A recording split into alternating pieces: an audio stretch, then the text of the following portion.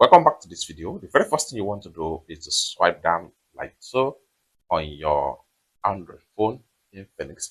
Having swiped down this way, by default, you see some of the tile icon right here. You can click on here to show more.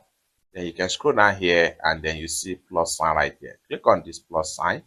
This is going to pop up right here. Here, you can decide to subtract from the top and then come down below right here and add some of the icon right here.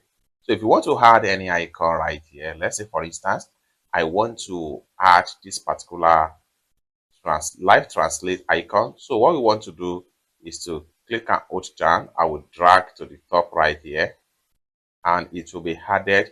Let's say I want to remove the wallet quick type on my Android phone. So I will click and hold down right here.